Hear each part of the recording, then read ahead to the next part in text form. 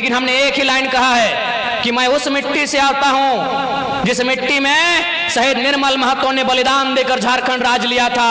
आप ये सौदेबाजी उनसे कीजिएगा जो लोग बिकना जानते हैं। हम झारखंड की राजनीति में टिकने आए हैं और अगर हम टिक गए तो बेईमानों का बहुत बेहतरी से सफाया होगा।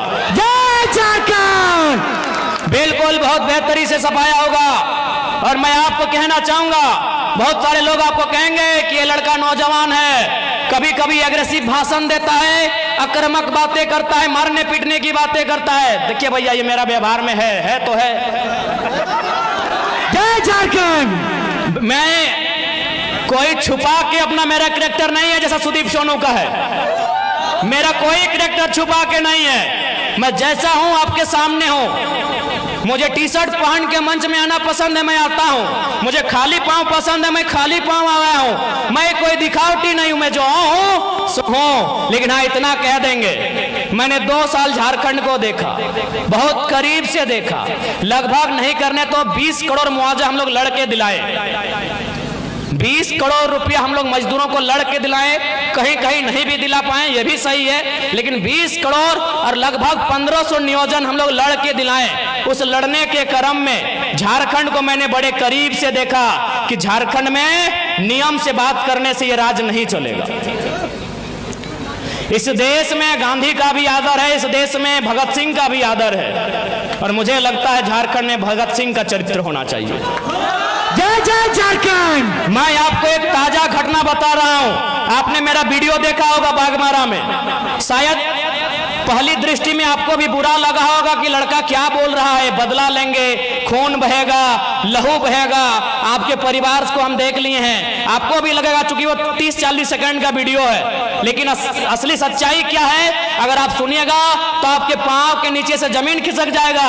दरअसल बागमारा के उस कोलियरी में 133 मजदूर काम करते हैं। अच्छा, एक बात बताइए, अगर कोई कहीं काम करता है तो उसके काम का कोई प्रमाण होता है कि नहीं? चूंकि वो कोलियरी में काम करते हैं, यानी बीसीसीएल के अधीन काम करते हैं, लेकिन चूंकि बीसीसीएल ने टेंडर दे दिया है, तो टेंडर दे दिया है तो टेंडर वाली कंपनी का जिम्मा होना चाहिए। लेकिन उस मीटिंग में आप सुन रहे होंगे, टेंडर वाली कंपनी भी बोल रही है कि वर्कर मेरे नहीं है, बीसीसीएल भी बोल रही है ये वर्कर मेरे नहीं है, जबकि उनको पेमेंट भी मिल रहा है, 5600 मिल रहा है, किसी को 6200 मिल रहा है, किसी को 8000 मिल रहा है। तो मैंने वही सवाल किया कि भाई इनको 8000 पेमेंट दे कौन रहा है? इनको 8000 पेमेंट दे कौन रहा है? ये बीसीसीएल के वर्कर नहीं है, ये आउटसोर्सिंग कंपनी के वर्कर नहीं है, तो इनको पेमेंट दे कौन रहा है? बस वहीं कोई तीसरा आदमी छुप के बैठा है जो विधायक या सांसद है। उनका पेमेंट बनता है 32,000, उनको मिल कितना रहा है? 6,000। बताइए किसका खून नहीं खोलेगा? किसका खून? अगर आप में जरा भी इंसानियत है और आप में जरा भी अन्याय के खिलाफ लड़ने की क्षमता है तो आपका खून खोलेगा ही खोलेगा। पेमेंट कितना बनता है? 32,000। कितना मिल रहा है? 6,000। किसका खून नहीं खोलेगा? अरे वो तो मीडिया चल रहा था, कैमरा था, हमको भी मालूम था कि मीडिया लोग वीडियो ले रहे हैं, नहीं तो बोतल कसम से हम टेबल में पटकने के लिए नहीं उठाए थे। जय जय झारखंड। अगर वो लाइव नहीं चलता ना तो एक पदाधिकारी का कपार में पटक के मारते हैं। बहुत अच्छा। अब आपको अगर मेरा ये कैरेक्टर नहीं पसंद है, वोट मत दीजिएगा, झूठ बोल के वोट नहीं लेंगे। अगर हम लोग सत्ता में आ गए तो बिल्कुल रिएक्शन होगा, जनता के साथ रिएक्शन नहीं होगा। बेईमान और भ्रष्ट पदाधिकारी है, उनके साथ रिएक्शन होगा। मैं आपको इसी गिरिडीह लोकसभा की एक घटना सुना रहा हूं। गिरिडीह लोकसभा, गिरिडीह विधानसभा पीरटांड की घटना है। हमारे पीरटांड के साथी भी आए, उनसे पूछिएगा।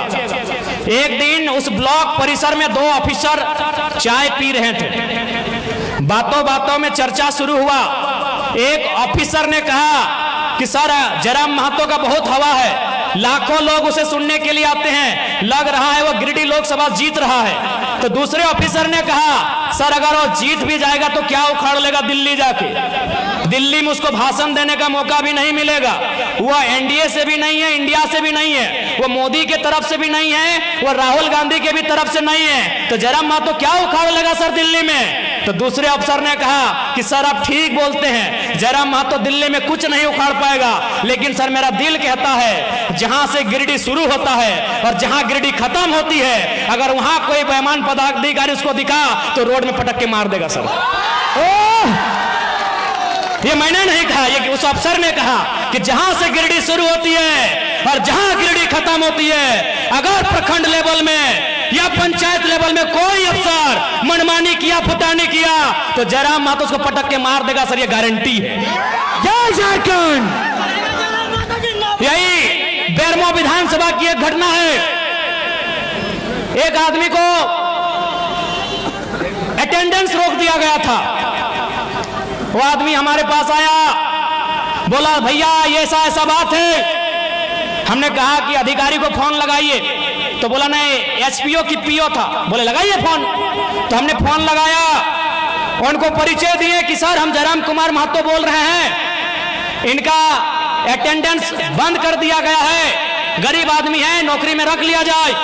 उधर से अधिकारी की आवाज आती है कि कौन जयराम महतो, हम तो नहीं पहचान पाए। हम इतने बोले कि आप विधायक और सांसद का खाली आवाज पहचानते हैं ना, अच्छी बात है। तो हम आज आपको अब फोन नहीं करेंगे, फोन काट रहे हैं। अब आपसे हम 2 महीना के बाद मिलेंगे, लेकिन दुआ कीजिएगा कि हम चुनाव ना जीते। अगर चुनाव जीत गए ना, और रोड में जहां दिखेंगे पटक के दामोदर नदी में गाड़ देंगे। जय झारखंड। विश्वास कीजिए, 10 सेकंड के बाद उस अधिकारी ने कहा कि जयराम बाबू बोलिए क्या काम है। 10 सेकंड में 10 सेकंड में उस अधिकारी ने कहा कि जयराम बाबू बोलिए क्या काम है। हमने कहा काम हो गया है, रख लीजिएगा इसको। 10 सेकंड में। ये कोई बड़ाई नहीं कर रहे हैं। शेख शाहिद हमारे उपाध्यक्ष हैं, वो उसको लेके आए थे, पूछ लीजिएगा कौन है। हम अपनी बड़ाई नहीं कर रहे हैं। शेख शाहिद यही मंच में शायद बैठे हैं, उनसे पूछिएगा वो आदमी कौन है जिसको नौकरी से निकाल दिया गया था। और हमने बस इतना ही कहा था कि अगर आपको विधायक सांसद का ही पैरवी पसंद है तो 2 महीना के बाद हम आपसे बात करेंगे। यदि जीत गए तो हम बात नहीं करेंगे, दामोदर नदी में पटक के गाड़ देंगे। इसका मतलब क्या है समझें कि नॉन मैट्रिक मंत्री बनाएगा तो क्या होगा, चोर गुंडा लोग को विधायक बनाएगा तो क्या होगा।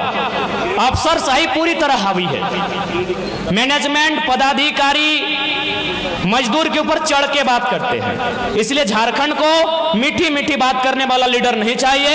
यदि आपको लगता है मीठी मीठी बातों से झारखंड का काम हो जाएगा तो हमें मत चुनिएगा। हमें मीठा मीठा बात करने नहीं आता है। हमें मीठा मीठा बात कल्पना भाभी की तरह मीठा मीठा बात करने नहीं आता है।